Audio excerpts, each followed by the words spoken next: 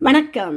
தமிழாளி தொலைக்காட்சி செய்திகள் வாசிப்பவர் கமலா ஜெகதீஸ்வரன். முதலில் தலைப்புச் செய்திகள். மொன்றியால் பாரதி தமிழ்ச்சங்கம் 3வது தடவையாக பெருமையுடன் வழங்கும் பல் கலாச்சார இசை நடன விழா 2026. கியூபெக் தமிழ் விளையாட்டுத்துறை பெருமையுடன் வழங்கும் தமிழ் ஒலிம்பிக் 2026. உலக தர வரிசையில் இலங்கை கடவுச்சீட்டுக்கு கிடைத்த இடம் 10 ஆண்டுகளில் இல்லாத உயர்வு. செம்மணியில் இன்று 4 எண்புக்கூடுகள் அடையாளம். சுமார் 25 நாட்கள் கடலில் மிதந்த புலம்பெயர்ந்தோரை ஏற்றிச் சென்ற படகு 140க்கும் மேற்பட்டோர் பலி. ஸ்டாலினை சந்தித்தார் சுமந்திரன். செம்மணி மனித புதைகுழியை பார்வையிட ஐரோப்பிய ஒன்றிய பிரதிநிதிகள். போராட்டக்காரர்களின் கோரிக்கை. கனடாவில் பாலியல் துர்நடத்தை குற்றச்சாட்டில் சிக்கிய இலங்கை வம்சாவளி மருத்துவர்.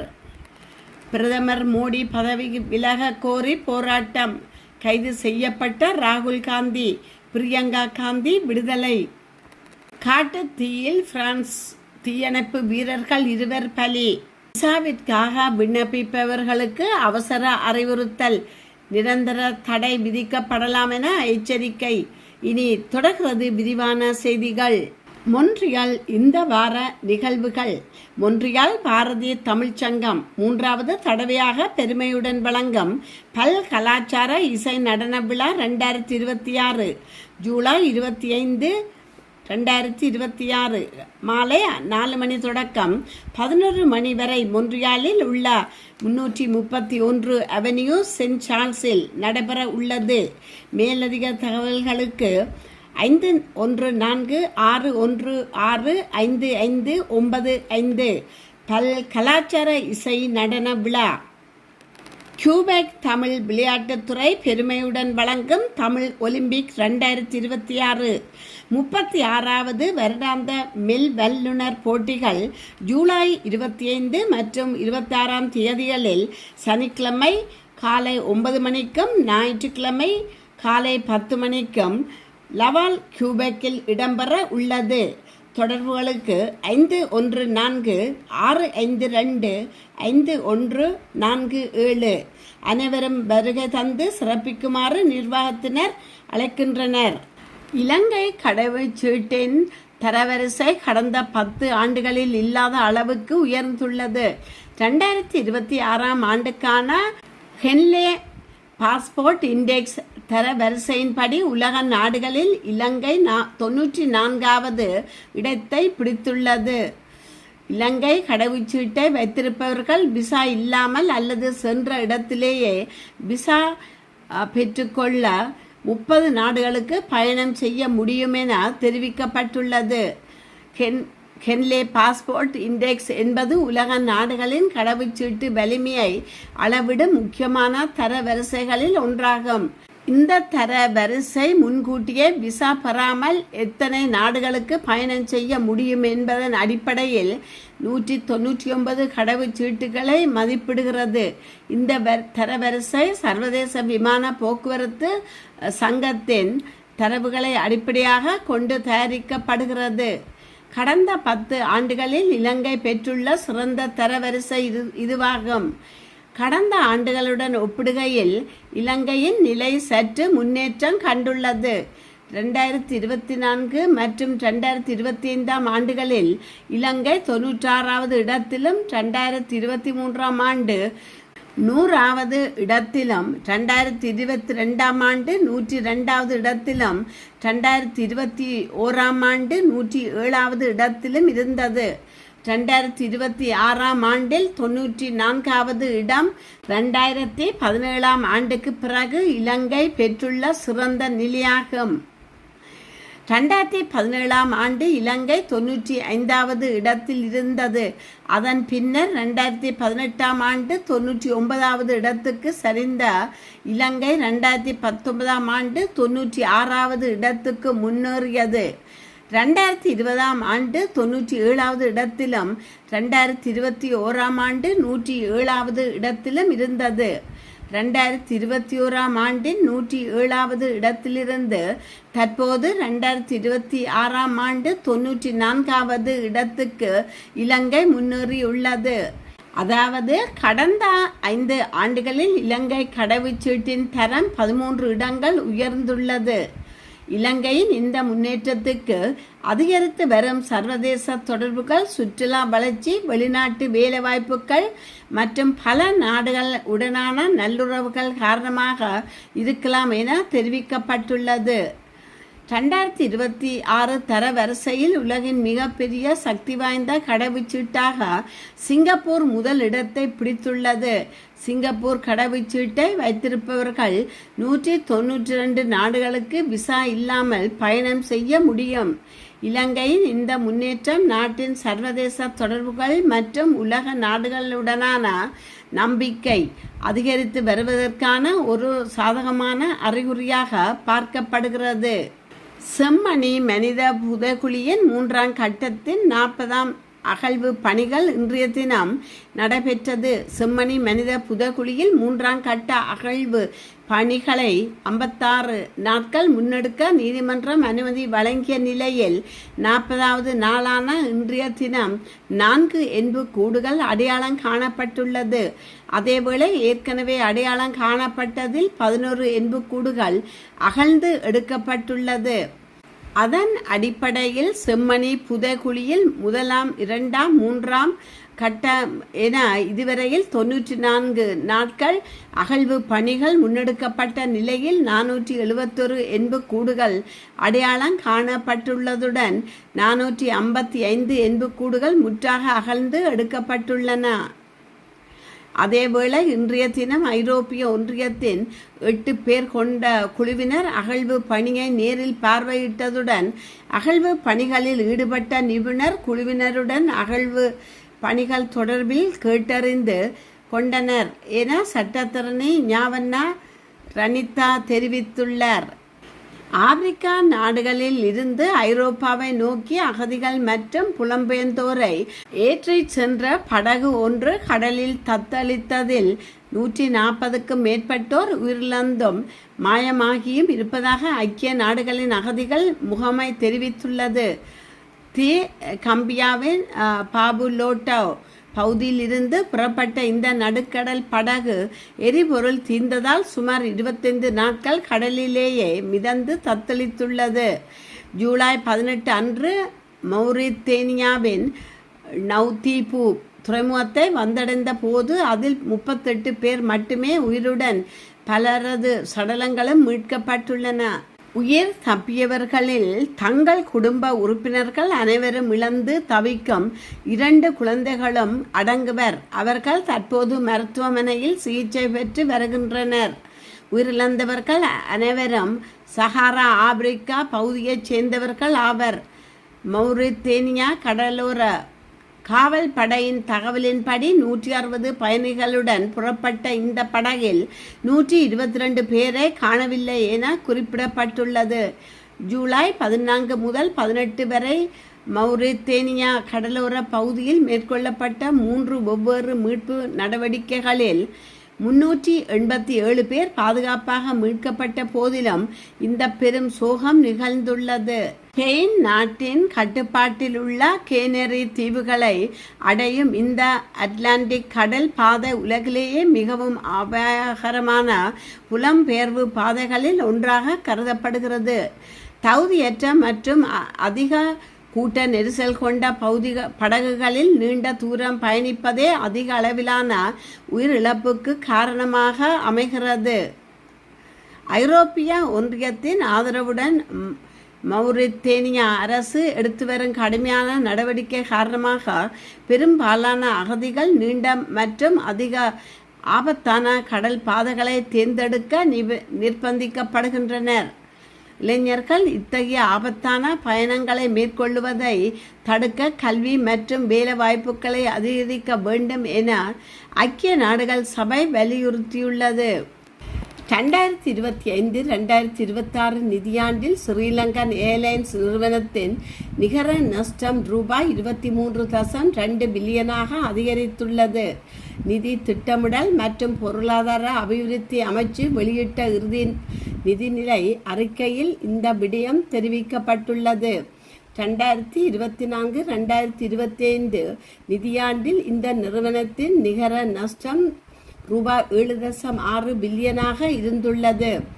2025-2026 நிதியாண்டில் அதிகரித்த எரிபொருள் செலவுகள், விமான நிலையம் பயணிகள் செலவுகள் மற்றும் பராமரிப்பு செலவுகள் காரணமாக இயக்க செலவுகள் ரூபாய் 307.1 பில்லியனாக அதிகரித்துள்ளன. ஜெட் எரிபொருள் செலவுக்கு ரூபாய் 91.7 பில்லியனில் இருந்து ரூபாய் 96.1 பில்லியனாக அதிகரித்துள்ளன. கடன், சேவை பொறுப்புகள் மற்றும் அந்நிய செலவாணிகள் விகித ஏற்ற இறக்கங்களால் எழும் நிதி நெருக்கடிகளை இந்த நிறுவனம் தொடர்ந்து சந்தித்து வருகிறது. இருப்பினும் குத்தகைக்கு விடப்பட்ட விமானங்களுக்கான வாடகை வருமானம் ரூபாய் 3.6 பில்லியனிலிருந்து ரூபாய் 1.9 பில்லியனாக குறைந்துள்ளது. மேலும் இந்த ஆண்டு விமான தொடர்பான மொத்த நிகர வருவாய் ரூபாய் 333.5 பில்லியனாக அதிகரித்துள்ளது. ஐரோப்பிய ஒன்றியத்தின் தூதுவர் மற்றும் பிரான்ஸ், இத்தாலி, ஜெர்மனி, நெதர்லாந்து நாட்டு தூதுவர்கள் உள்ளிட்ட உயர்மட்ட பிரதிநிதிகள் குழுவினர் வலிந்து காணாமல் ஆக்கப்பட்டவர்களின் உறவுகளின் சங்கத்தின் பிரதிநிதிகளை நேரில் சந்தித்து அவர்களின் குறைகளை கேட்டறிந்து மனுவை பெற்றுக்கொண்டனர். இதன் போது ஐரோப்பிய ஒன்றிய தூதுவர் செம்மணியில் உறவுகளை தழுவி கண்கலங்கிய சம்பவம் இடம்பெற்றுள்ளது. யாழ்ப்பாணம் செம்மணி சித்துப்பாத்தி இந்து மயானத்தில் மேற்கொள்ளப்பட்டு வரும் மனித புதைகுழி அகழ்வு பணிகளை பார்வையிடுவதற்காக இன்று புதன்கிழமை முற்பகல் 9 மணியளவில் ஐரோப்பிய ஒன்றிய தூதுவர் கார்மென் மெரோனா ஜெர்மனி, பிரான்ஸ், இத்தாலி மற்றும் நெதர்லாந்து நாடுகளின் தூதுவர்கள் மற்றும் ஐரோப்பிய ஒன்றியத்தின் உயர் அதிகாரிகள் என 8 உறுப்பினர்கள் வருகை தந்தனர். தூதுவர்களின் வருகையை ஒட்டி வலிந்து காணாமல் ஆக்கப்பட்டவர்களின் உறவுகளின் சங்கத்தினரும் சிவில் அமைப்புகளும் இணைந்து செம்மணி சிந்துபாத்தி மயானத்துக்கு முன்னால் A9 வீதியோர போராட்டத்தில் ஈடுபட்டிருந்தனர். இதன்போது போராட்டம் நடைபெற்ற பகுதிக்கு சென்ற தூதுவர்கள் குழுவினர் செம்மணி சிந்துபாத்தி இந்து மயான வாயலில் வைத்து காணாமல் ஆக்கப்பட்டவர்களின் உறவுகளை சந்தித்து கலந்துரையாடினர். ஐரோப்பிய ஒன்றியத்தின் தூதுவர் கார்மென் மெரோனோ உறவினர்களை தழுவி கலங்கியமையுடன் அவர்களின் கோரிக்கைகளையும் கவனமாக செவிமடுத்தார். தொடர்ந்து பாதிக்கப்பட்ட உறவினர்களின் சங்கம் சார்பில் தூதுவர்களிடம் கோரிக்கை மனுவும் கையளிக்கப்பட்டுள்ளது. கனடாவின் டொரண்டோவில் உள்ள ஹாஸ்பிட்டல் ஃபார் சிக் சில்ட்ரன் மருத்துவமனையில் பணியாற்றும் இலங்கை வம்சாவளியைச் சேர்ந்த மருத்துவர் ஒருவர் கைது செய்யப்பட்டுள்ளார்.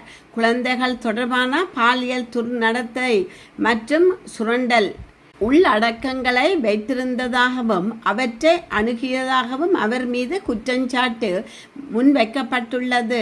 44 வயதான திசநாயக்கா என்பவரே இவ்வாறு கைது செய்யப்பட்டுள்ளார். மின்னணு சாதனத்தை பயன்படுத்தி குறித்த உள்ளடக்கங்களை அணுகி பதவி இறக்கம் செய்ததாக கூறப்படும் விசாரணையின் பின்னர் அவர் கைது செய்யப்பட்டதாக போலீசார் தெரிவித்துள்ளார். இந்த விசாரணை கடந்த ஜனவரி மாதம் ஆரம்பிக்கப்பட்டுள்ளது. பிப்ரவரி மாதம் மருத்துவமனை மற்றும் அவரது தனியார் இல்லத்தில் போலீசார் சோதனை நடவடிக்கைகளை மேற்கொண்டுள்ளனர்.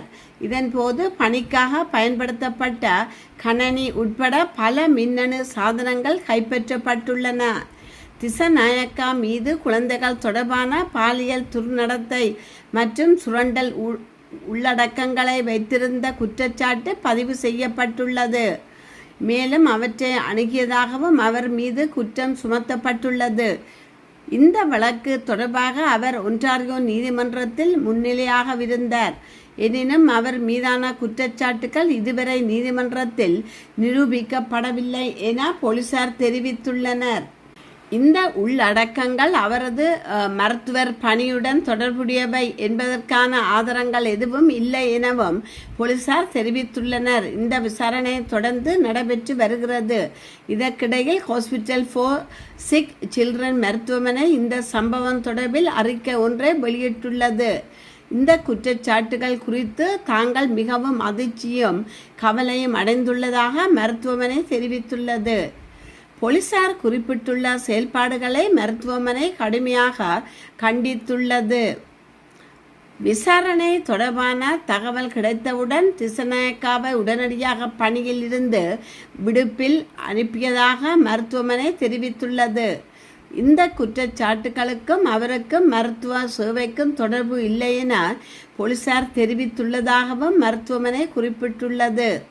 நோயாளிகள் அல்லது அவர்களது குடும்பங்களுக்கு எந்த ஆபத்தும் இருப்பதாக தகவல் கிடைக்கவில்லை என மருத்துவமனை தெரிவித்துள்ளது. திசநாயக்காவிடம் சிகிச்சை பெற்ற நோயாளிகளின் குடும்பத்தினர் ஏதேனும் கவலைகள் இருந்தால் மருத்துவமனையின் நோயாளர் தொடர்பு பிரிவை அணுகலாம் என அறிவிக்கப்பட்டுள்ளது. பிரதமர் நரேந்திர மோடி மற்றும் கல்வி அமைச்சர் தர்மேந்திர பிரதான் ஆகியோர் பதவி விலக கோரி லோக் கல்யாண் மார்க் பகுதியில் காங்கிரஸ் கட்சி நடத்திய போராட்டத்தின் போது டெல்லி போலீசாரால் கைது செய்யப்பட்டிருந்த ராகுல் காந்தி, பிரியங்கா காந்தி மற்றும் பல கட்சி தலைவர்கள் விடுவிக்கப்பட்டுள்ளனர். போலீசாரால் தடுத்து வைக்கப்பட்டு அழைத்து செல்லப்பட்ட சத் ராசல் மைதானத்தில் இருந்து ராகுல் காந்தி, சமாஜ்வாடி கட்சி தலைவர் அகிலேஷ் யாதவ் மற்றும் பல எதிர்க்கட்சி தலைவர்கள் அங்கிருந்து புறப்பட்டனர்.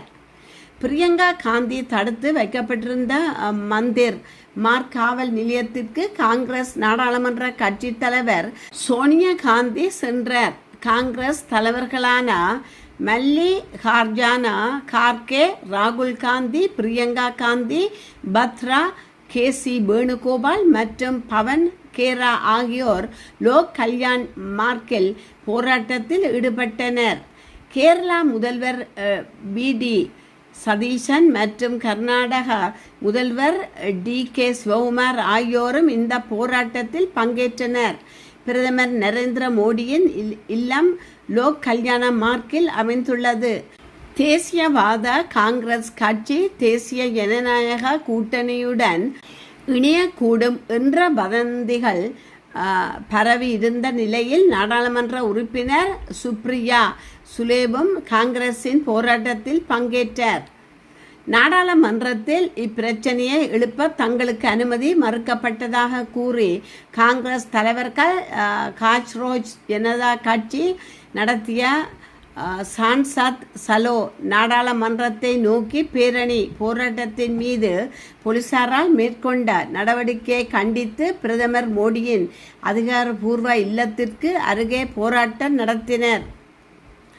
இது குறித்து எக்ஸ் தளத்தில் பதிவிட்ட ராகுல் காந்தி, அரசு எந்த பொறுப்பையும் ஏற்க விரும்பவில்லை, அதே வேளையில் நாடாளுமன்றத்தில் இது குறித்து விவாதிக்கவும் விரும்பவில்லை.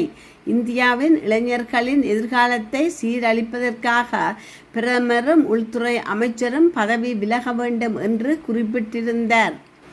தென்மேற்கு பிரான்சில் உள்ள போர்ட்டோ விமான நிலையத்துக்கு அருகில் ஏற்பட்ட ஒரு பெரிய காட்டுத்தீயை அணைக்க முயன்றபோது 2 பிரெஞ்சு தீயணைப்பு வீரர்கள் உயிரிழந்துள்ளனர். விமான நிலைய வாகன நிறுத்துமிடத்திற்கு அருகிலுள்ள ஒரு புதரில் தொடங்கிய இந்த தீ பின்னர் அருகிலுள்ள ஒரு கட்டிடத்திற்கும் பரவியுள்ளது.